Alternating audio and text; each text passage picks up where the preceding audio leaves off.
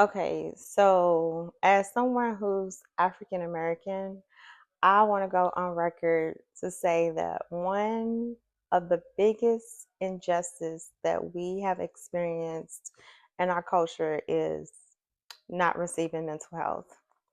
After experiencing 400 plus years of being enslaved, it was never acceptable in our community, and we never took advantage of the opportunity and never sought to go to therapy. And it's such a huge disservice to us after experience trauma after generation after generation after generation. So you have a group of people in our culture that has never processed the pain that they endure.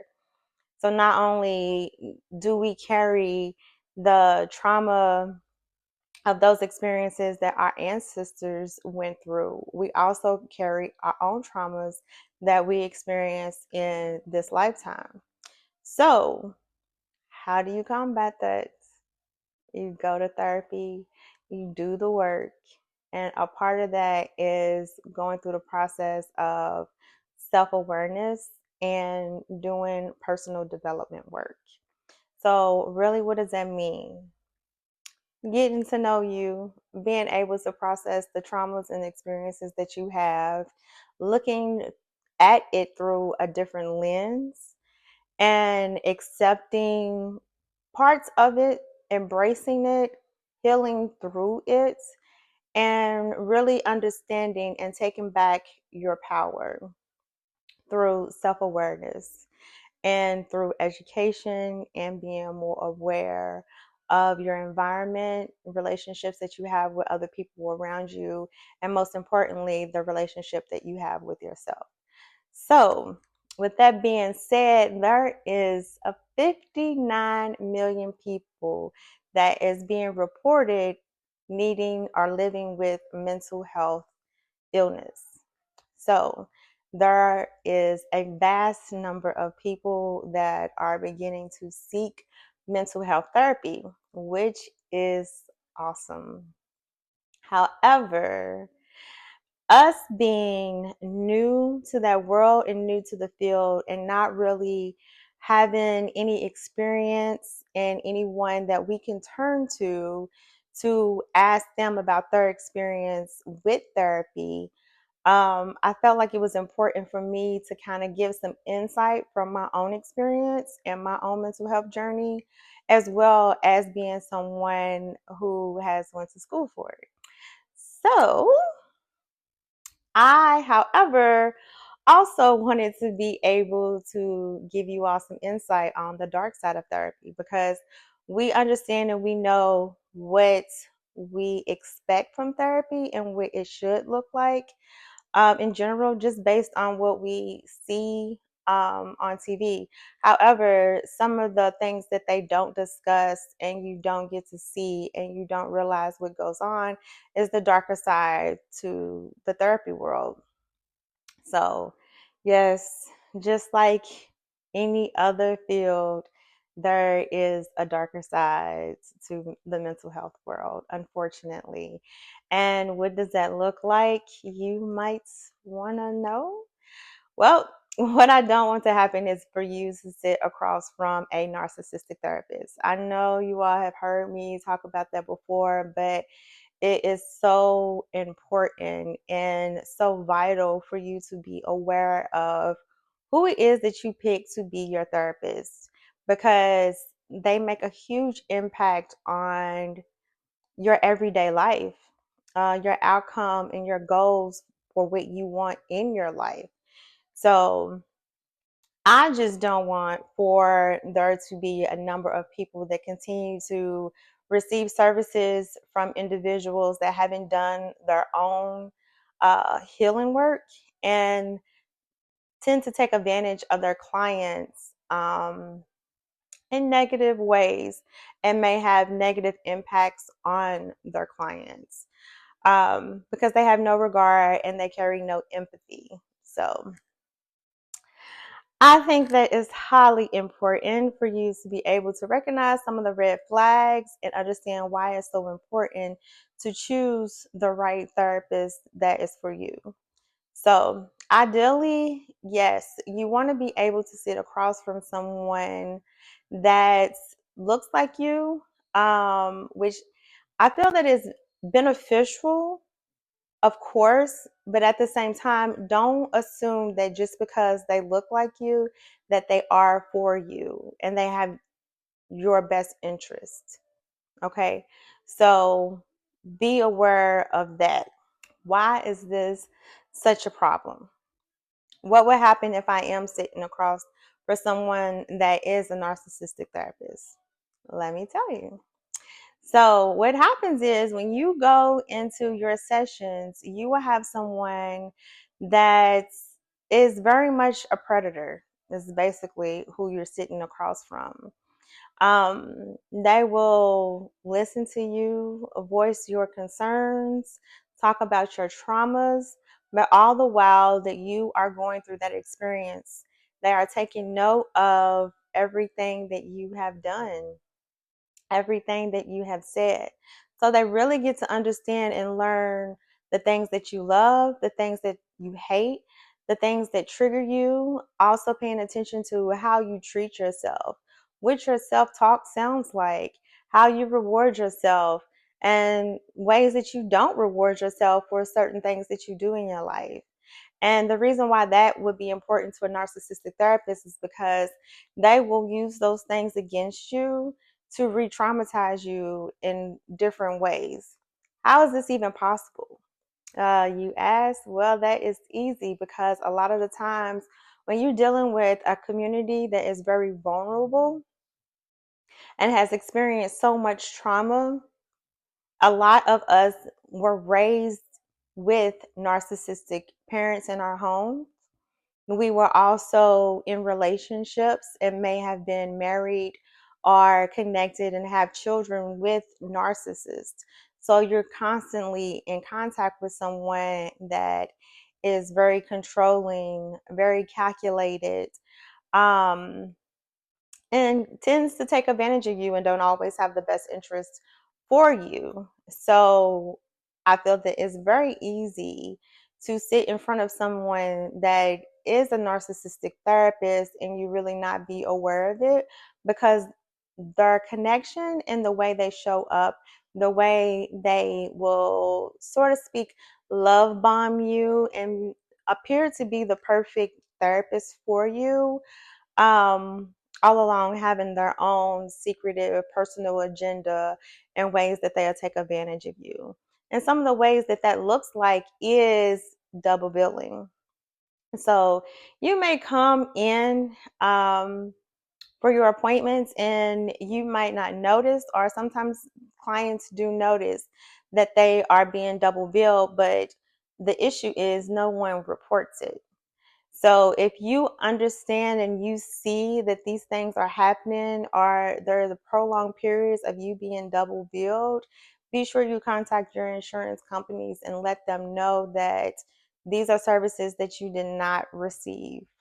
So that way the insurance company can do something about it so you won't be required or liable for those co-payments or any additional fees that may be attached to your insurance claims. Also, there are issues too with perhaps that narcissistic therapist misdiagnosing you and diagnosing you with mental health disorders or illnesses that's true, that are not not true, real, that are that are inaccurate and doesn't reflect your actual mental health status. Now, I believe that this is done, or a practice that is done by them just so they can double bill and add additional billing for you throughout the week because you have certain mental health illnesses that will allot for you to be able to make additional claims. So, please be aware of what your therapist is diagnosing you with and understanding why you're being diagnosed with um, that particular diagnosis, and you really want to understand what it is that you're being diagnosed with. You want to truly understand what that means, what it looked like, what were the qualifications that actually got you to that diagnosis.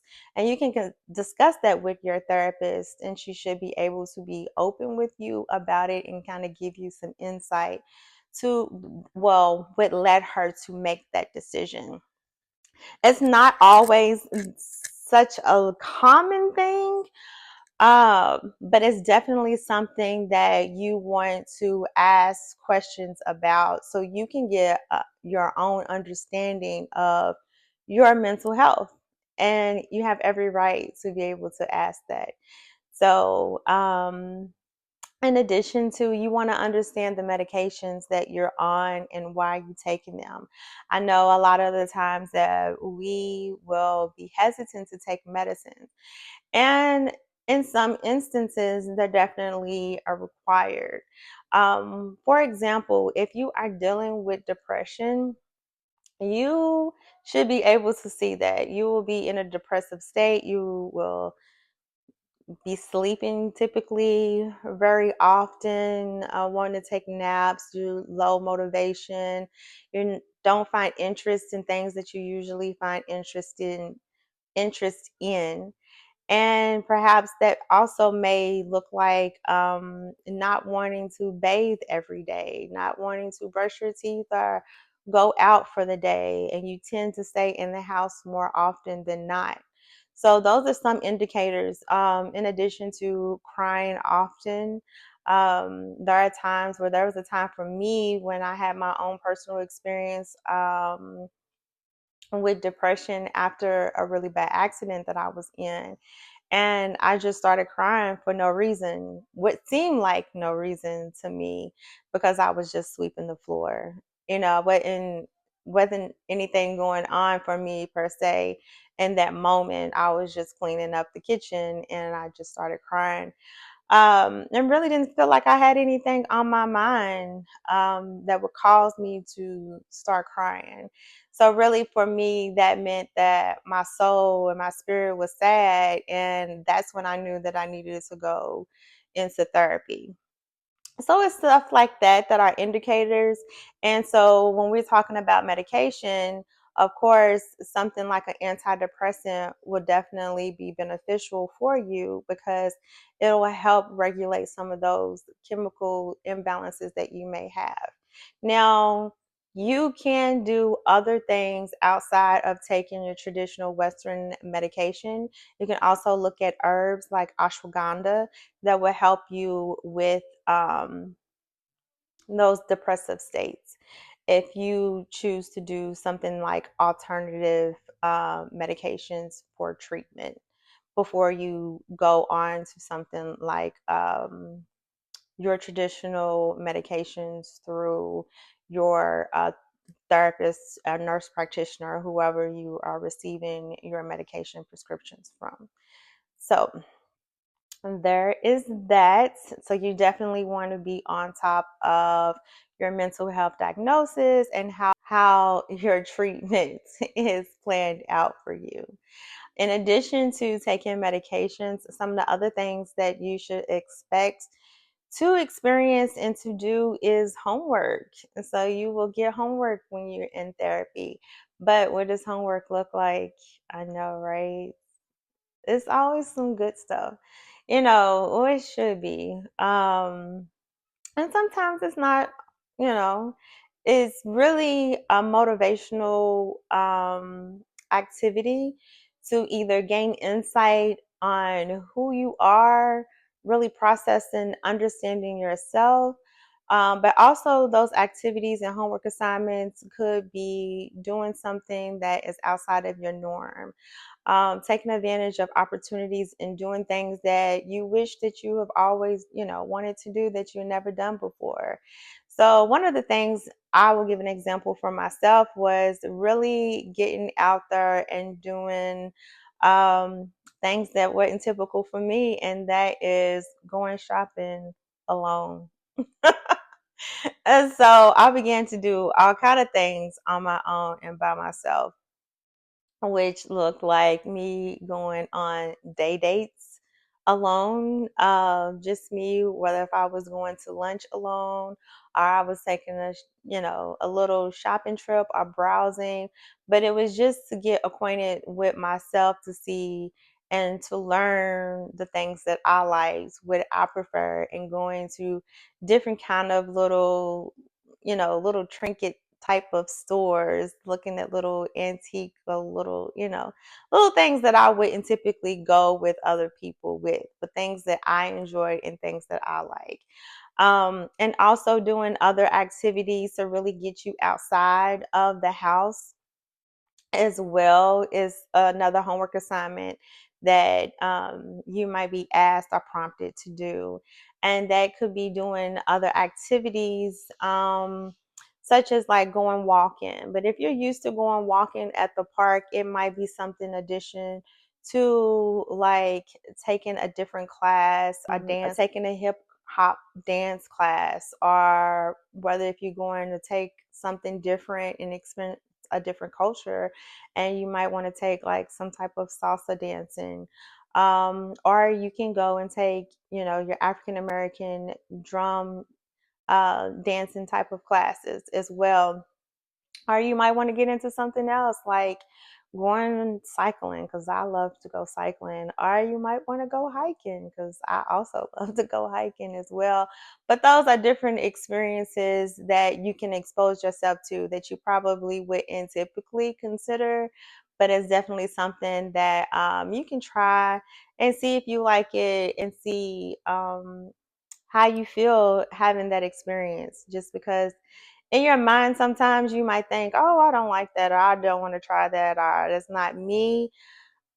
Some things that are hard, no, but some things that, you might want to lean into so you can have a different experience and take yourself outside of the box and outside of what you would traditionally do for yourself. So that's kind of a way to expand your mind and expand your life experiences and seeing things from a different perspective and having new experiences. So, and that's a part of the healing journey in your healing work.